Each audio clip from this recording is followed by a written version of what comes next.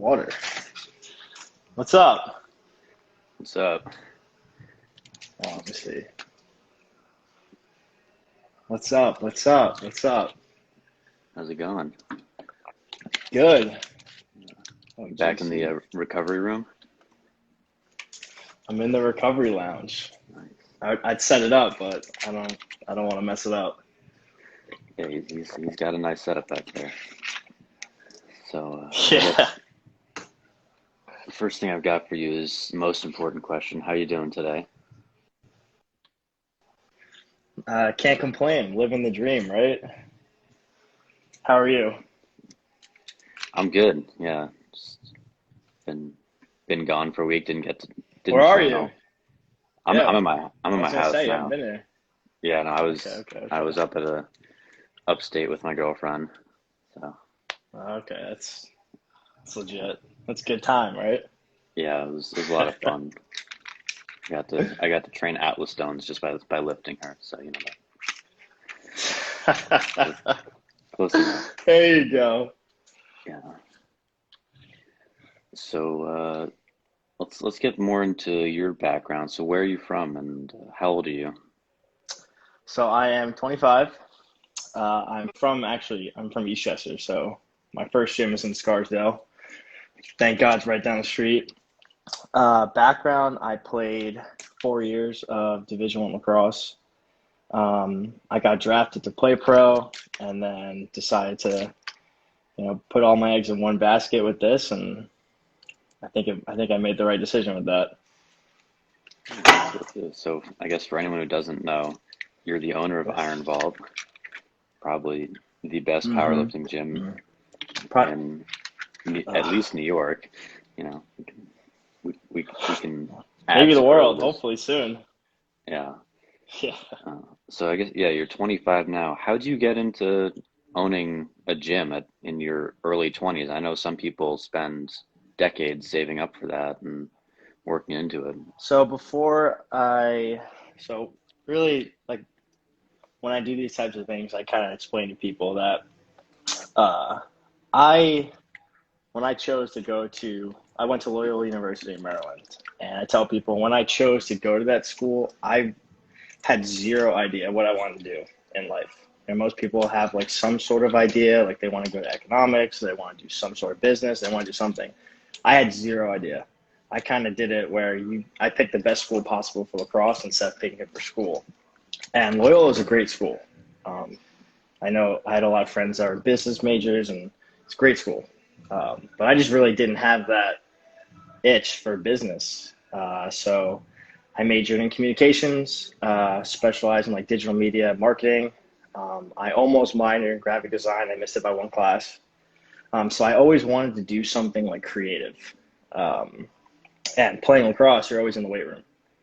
So I had the opportunity to train for 4 years, I had a different strength coach. I had powerlifting strength coaches. I had military style strength coaches. I had sports specific strength coaches. So every year I had a different type of coach. Um, so I got a lot of different variety of coaching for all 4 years. Uh, and once I graduated, I went and worked for my dad. He did construction, so I kind of just worked under him for a little bit. I ventured into geophysical survey and drone inspection. Um, basically, not a lot of people know what that is. So basically, what that is a construction company would hire me to come in and scan a site before they broke ground, just to make sure there's no like gas lines, fiber optic lines, electric lines, water lines, anything underneath the ground that could be like detrimental. Basically, I would come in, do like soil dielectric of the soil, pretty much like so on and so on, try to find that stuff. Saved up a little bit of money, and I think I just got really lucky with finding a spot that fit. And I think there are a lot of brands that once I had a really great business model put together, I was able to show them, and I think it just I tell a lot of people I'm very, very lucky. I'm very fortunate to be where I am right now. But that's kind of like my little background. It's not that exciting.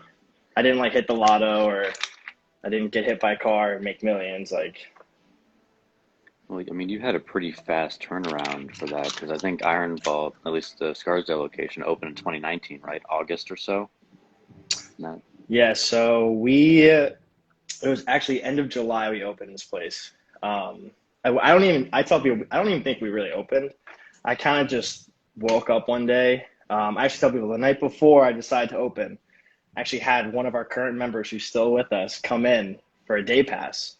I was eating wings at the counter, and it's like 8 o'clock at night. He walks in, and he's like, "Hey, can I get a day pass?" And we didn't have anything. We had like maybe one combo rack. We didn't really have that much because we were still waiting for it.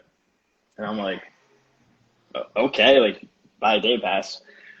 He finished his workout. I went home, and I was like, you know what? I'm just gonna start sitting there from like 9 to 9. And I posted. I was like, hey, we're open. Come on by. And so that's why like I tell people we really never had like this big grand opening. That's why I'm very excited for like the new gym, big grand opening event, July 24th. So I'm gonna try to do it a little different this time. yeah, I'm bummed out. I can't go to that. That's the same day as New York Strongest Man. God, I think our grand opening might be a little more popular, but Think that'll be I more hope so. popular I hope than so. Strongman in a car park? You sure? Uh, I think I hope. Damn, I hope so. Pretty Yeah, crazy. I think it will be. So, how did you make the Yeah. transition from wanting to just have a gym? Because I think when you and I spoke earlier, you said you didn't really know a ton about powerlifting. I mean, you said you had powerlifting coaches learn strength training, but I guess your spot now, I see Taylor's on the line. Hey, Taylor, how's it going? But you have top level powerlifters who train there, like Taylor Atwood, Kevin Oak. I think you said Kevin Yeah. makes like a 3 hour drive just to come there. Yeah. He used to he moved to Pittsburgh, but he used to come every day. Yeah. I think yeah, I tell a lot of people the story. The first time I actually met Taylor, I charged him for a day pass. I didn't even know who he was. He came in, he got a day pass, and I remember one of my friends was like, "Do you know who that was?" And I was like, "No." And like, I'm not. I told him. I tell him the story. I'm not. I wasn't being disrespectful. I just like honestly had no knowledge in the sport. I've had coaches who were power lifters who would teach us basic compound movements, but I never had that like, oh, that guy is a world class power lifter, or and it was the same thing with Oak. When Oak first came in, I thought he was just a normal guy. I mean, when you see him, you're like, holy shit, like this guy's Yeah. an absolute unit. But I didn't know the like I guess like I didn't know the like the big impact that these guys had on the sport and for us as a business in general. I mean, they with they have helped us a lot. I think they helped us get on the map. They pushed us over the top. And I tell them all the time how grateful I am for them. I mean, I remember when Kevin started training at your gym. That was how I found out about it, was seeing Kevin's posts and Yeah. stuff like that, and seeing his posts. I don't know if I followed Taylor back then, but I remember seeing your gym. I was like, wow, this is a really it looks very clean. I think that's a part of it too, is some people have an image of Yeah, powerlifting yeah. gyms like Westside, where they just have dusty dumbbells thrown on the ground, or Metroflex Please, Arlington. dude. Yeah, no, I think that, and I tell a lot of people like so the word powerlifting to me is a very dirty word. Like you said, Metroflex, like this like dirty image. And I kind of wanted to change that, but change it in a way where you don't scare off the people that aren't into powerlifting. Because powerlifting is it's a dirty and a scary word. Even though we know people that are like very clean, and it is a like a well kept sport for the most part, other than like the RPS obviously, and some like USPA. Not shitting on them, but you know what I'm saying. Yeah. I think that's kind of like the image that we try to perceive to everyone. It's like, listen, like anything that ever breaks here, I have like I I lose sleep overnight. Like I could tell you every single piece that's in here that has like a little defect, and I lose sleep over it because that's not what the brand is. The brand is supposed to be high end, you know, well taken care of, and I think that's what people like.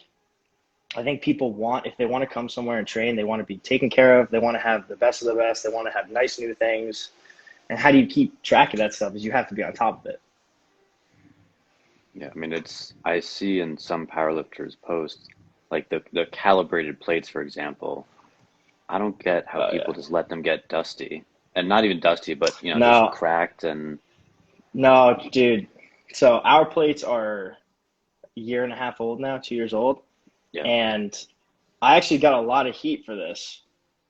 We had someone else, like another gym, like go ahead and like bash me all over social media because what I was doing was I hate how our kilos sometimes like have little chips in them. So I was like trying to touch up the chips because I hate that. It bothers me.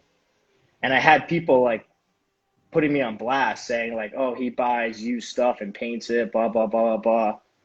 I'm like, no, I just like to take care of my stuff.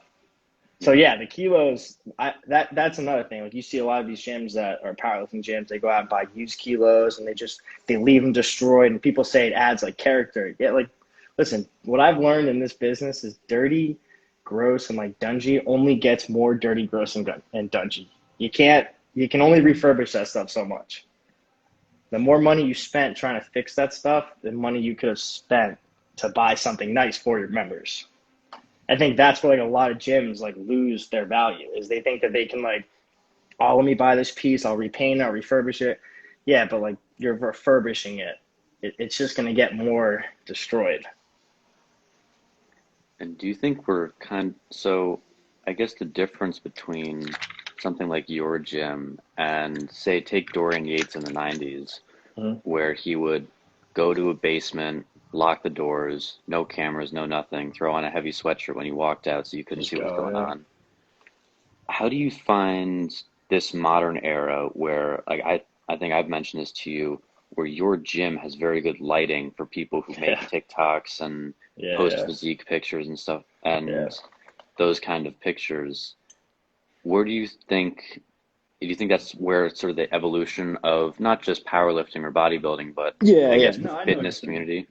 I think I think there is a new wave, like you said. There's like this new wave of like how lighting is important, like having new equipment's important, being clean is important. But I do think that that's something that like that older generation loves. Like there are gyms like Bev Francis. Like everyone knows Bev Francis gym because it's vintage. There's equipment that's older than me that's in there. It's nostalgic, and like I said before, nostalgia only lasts so long.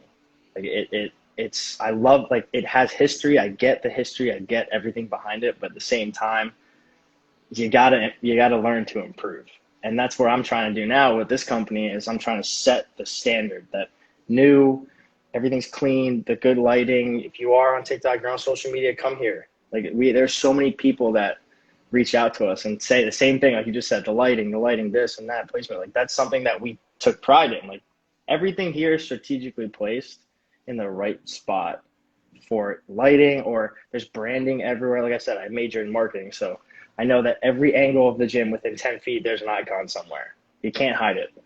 So you get like these social media people that they come in, they don't put the location, or they try to out angle the camera so you can't like you can't. And it's sad like when you see those people that do that type of stuff. It's like what's the big deal? Like you can't just show the logo in the background. You have to hide where you're at. It's not that big of a deal. Yeah, and I think that's kind of just selfishness on their part. Like, you don't Yeah, have I to be mean, sponsored to support where you're mm-mm. going. I've never once had someone come in and be like, "Hey, don't film." It's like, what? Yeah, What's the point of this place? I'm not sponsored, but I'll wear a t-shirt, stuff like that. Hell yeah, see? It's just There you go. It's a so cult. yeah, exactly. Well, did you look up to someone like Bradley Martin when you were getting into I would strength training? s- I would say I mean I've watched Brad for a while.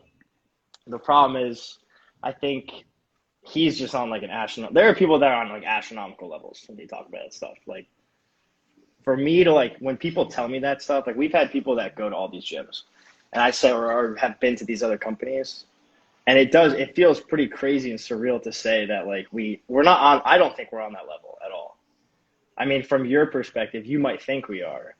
Me, I don't know. If we are, then that's crazy. But I would say that Bradley with zoo culture was something that I looked at.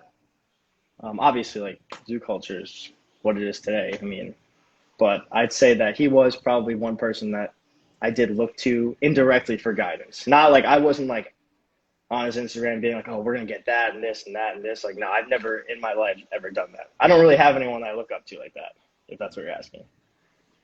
Yeah, it was more about taking the influence because I would say just numerically speaking, you're not on that level, Mm-mm. but you're in the similar sphere of you have TikTok Oh yeah, influencer yeah, yeah. people, you personally have a YouTube page, the gym itself has a large Instagram page. I went more in that sphere of Like social media driven. yeah, social media driven Yeah, fitness. yeah. I think that is 100% what we are. I think we're very social media driven. I mean, that's just the age of today. I mean, if you look at our Instagram, we we really don't post anything that's not, I guess, trending, if that's like the right word, or that fits our mold. I mean, we've gone through so many different marketing schemes with what we do that I think at this point you kind of just throw it out the window and just whatever we wake up and we decide, like, that's our scheme in a nutshell, pretty much. Yeah, I mean sometimes I feel bad showing up in my cargo shorts and No, no, no. gray t-shirt. No, I'm And just that's kidding. what that, But but that honestly, like, I think sometimes it helps and hurts us a little bit because at the end of the day, not everyone is super social media driven. So, I mean, like, not everyone here has a camera. You know what I'm saying? Not everyone here is sponsored by someone like you just said. Like, we have those people that aren't like that, that don't want to be filmed. And those people, for the most part, they're here because they want to be around it, but they don't really want to be part of it, if you know what I'm saying. yeah, but I think just from my personal experience, and I don't know if other people can speak on this too, you can have, I guess, like last Friday or so, I was doing curls next to guys who were training for physique Oh competitions. yeah. So, but I didn't feel out of place No, no, no. as a fat strong man, next to these lean guys. And I think that what you do a good job of with the environment there, and you can tell in the posts that people want to be there. People you post people laughing at the desk and smiling and having fun, and no one really seems out of place there. Whereas take someone like Bev Francis, Yeah. if you don't look a certain way or lift a certain way, you might not be as Yeah. allowed, not necessarily not allowed in there, Yeah, but not yeah, no, I 100% agree with that. I think that, it's just that's really the goal of this place is everyone, there's a home for everyone, if you know what I'm saying. So, like, when I open this place, I think I use this analogy that everyone has their favorite pizza place. When you go to that pizza place, you know the people that work the counter, you know the people that are in there constantly because you have familiarized yourself with that place. You go there for so long because you're comfortable there. There's different types of people. Like here, like you said, you're a strong man. There's people doing physique right next to you curling. That's like, and there's no like a looking over your shoulder like, oh damn, that guy's weird. Like, you know what I'm saying? It's not like that here. Like, we have so many different types of people that train here, and that was the goal from the beginning. Is I don't want to nitpick. I don't want. I My biggest pet peeve is when people say we're a powerlifting gym. We have powerlifting, and I get, yeah, we have the best powerlifter in the world, best powerlifters. But we're not a powerlifting gym. We are an everything gym that puts all of our energy into every single piece, every single attribute. And it's important. yeah, I think the analogy of the pizza place is good because it's, this might come out wrong, but pizza is pizza Mm-hmm. and a gym is a gym. You kind of just Yep. have to have weight, but then it Oh, becomes a matter of how do you draw people to your yep. pizza place and what makes Yep. Iron Vault different than, I think there's a 24-hour fitness in Scarsdale. So there's Yep. like Right what, down the three or street. four gyms in What that's Scarsdale? so that is what the pizza place analogy is. It's Yeah. there. How many gyms are there in one town? There could be. There's 15 in Western County alone, probably plus. How many Yeah. pizza places are there? There's probably equally as many pizza places. But I've been going to the same pizza place for 20 years of my life, 25 years of my life, because that's just the place that I familiarize myself with, and that's the place I like. Now, how do you get those people to switch is the hard part. That's the difficult part because once you're there, it's very cultural based. So that was like our biggest. That's honestly what I tell people when they want to open gyms. That's the hardest part is getting those people to come try the gym or to come to the gym or try it, and it's very difficult. It is. So would you say that you leveraged your degree to help grow the business, or do you think you expanded on things you learned with your degree by having a business? I would say that I used what I learned in school to get to where I am today, or to get the company to where it is today. Like I tell people all the time, I honestly, business wise, like financials wise, I kind of just do what I'm told and try to like do the best I can as I go. I'm not the smartest business person in that sense, but marketing wise and I mean, I design everything. I design the shirts. I mean, we have people now that help, but I have designed the shirts. I help coordinate the photos and all the video and the content. Now we have someone else that does that. Actually, I think I saw her in there, Calvary Rose. She does most of our media marketing because I'm just swamped at this point. But yeah, most of the stuff I learned in school, I've applied to what I do today. 100%. That's interesting because I think not everyone does that. No, I, yeah, no, no way. I think I just got I don't want to say lucky because you have to want to do it, obviously. But I used what I learned because I was put into a situation where I went to a school where I had no idea what I was doing, but I used what I had to apply to what I wanted to do. well, I think given your age as well, you were closer to what you learned. Hmm. Like I spoke with a woman, I guess two last week, who got her MBA and then got into fitness and now has uh, she doesn't own a gym, but she has a fitness Instagram Yeah, and markets her training programs. But that was in her early 30s yeah, and after going to grad school. yeah, And so she was able to leverage her previous experience in the business world. Whereas with you, you had the construction work, but if you opened the gym in 2019, you were what, 23? yeah. 23. Yeah, So that's less than a year out of yeah, college. yeah. I mean, it happened. I mean, it still happened. I'm only 25, so it still happens. I Right. still have people come in and they question who the owner is, or they'll ask like, "Oh, who's the owner?" Like, and it's like, all right, like it usually comes to the point where it is kind of offensive, but at the same time, you have to think of it as if I'm this young and they think I'm not that successful, then imagine, yeah, like I said, like you just said, that woman that's 30. Imagine when I hit 30, I hit 31, 32, I start, getting a little bit older, having more experience in this field. Yeah, and I think part of that too is I know you don't like this title, but since people do uh, peg Iron Vault as a powerlifting gym, Can't they fight expect it. you to they expect you to be Louis Simmons. Yeah, no, yeah. I would say that that's usually like the funniest thing is when people come in there and you tell them that I'm the owner or someone tells them that I'm the owner and they're like, what? Like, it's like, yeah, I mean, not everyone has to be Taylor Atwood or not everyone has to be Kevin Oak. Right. Yeah. So would you say that lifting has had a positive impact on you and that it led you to here, or do you think you would have found your way into something similar had you not sort of lifted for lacrosse? Because you were playing lacrosse either way, but I guess Yeah. you've stemmed more or you've gone more into the lifting side of it.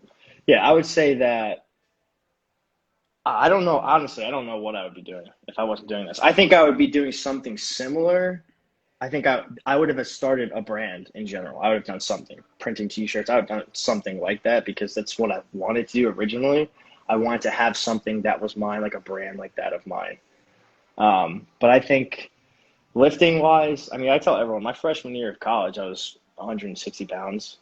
I hated lifting. I was not good. I had this ego in my mind that I'm more athletic than everyone, I'm faster than everyone. I don't need to work out. And my freshman year, I got my ass beat. I didn't play. I couldn't get on the field. I wasn't strong enough. Everyone at that level is fast. I mean, the whole game, everything in college is a lot faster. So my sophomore year, I came back my sophomore year at 200 pounds, 190, because that whole summer I really took the weight room that seriously.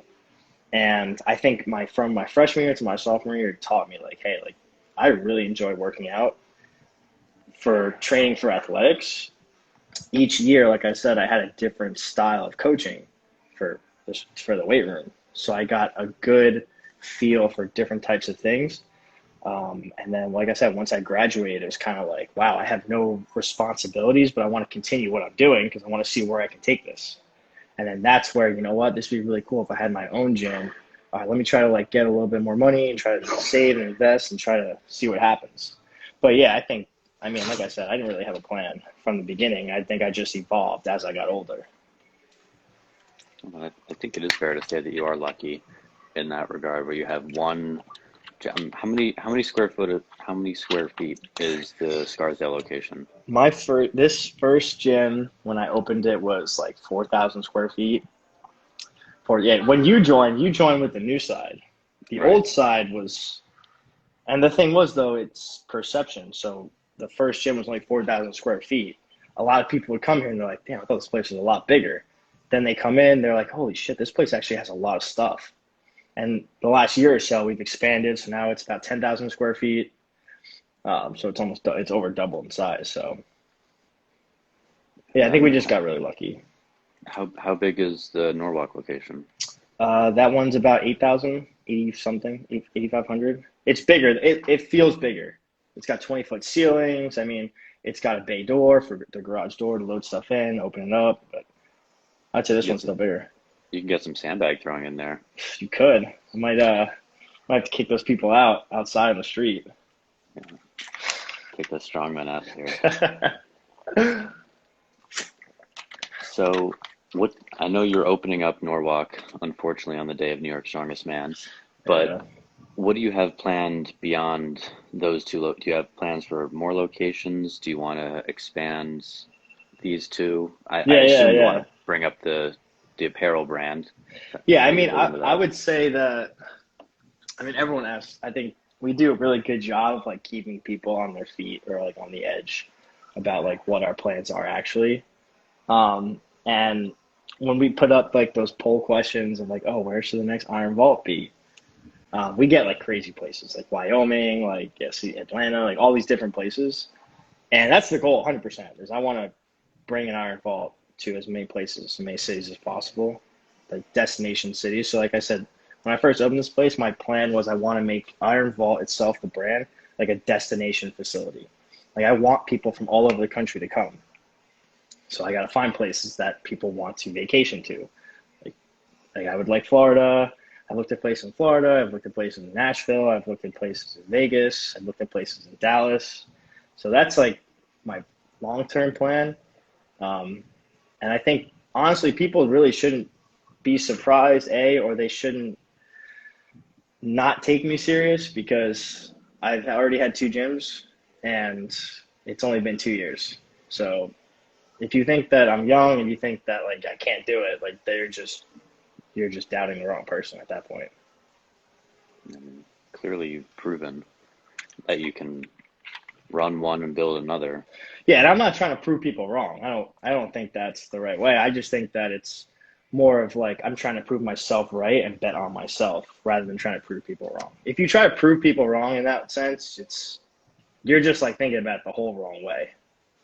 Yeah, and people are always going to have something else to say to you. Yeah, So, 100%. just one last thing for you today. I don't want to already taken a decent amount of your time. So, you are probably the youngest person I've interviewed so far, but I still like asking this to everyone. If you could go back and talk to your 18-year-old self, little freshman Mikey, what do you think you'd say to him in terms of, I guess, life or lifting or combination of the two? Oh damn. I don't even know. I think a lot of people would not warn themselves, but maybe point themselves in the right direction. Me, honestly, I probably wouldn't do anything. I don't know if I would tell myself anything because I'm very happy where I am today. I mean, maybe I would tell myself to not drop microeconomics after one day of class. I dropped that and that was not the right move. 100%. I really wish I would have paid attention more on those types of classes. Um, but honestly, I think that, damn, that's a really tough question. Only 7 years ago, so I'm not that old.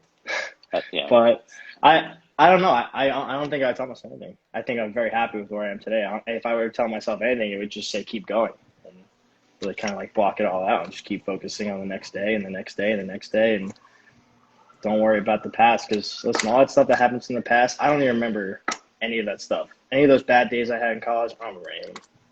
I don't remember any of them because I'm thinking about tomorrow or I'm thinking about the next day. I'm thinking about 5 months, you know what I'm saying? Can't think like that. I like that. Yeah. Solid advice. All right, I think I've taken 30 minutes out of your day. I'm not doing anything right now. I'm gonna try to work out. Good luck with that. Awesome. Yeah, Probably thanks for having me. no problem. Probably see you tomorrow. Your beer tomorrow? Yeah. All right. I'll probably come by tomorrow. Good luck. Good luck with tomorrow. I know it'll be big.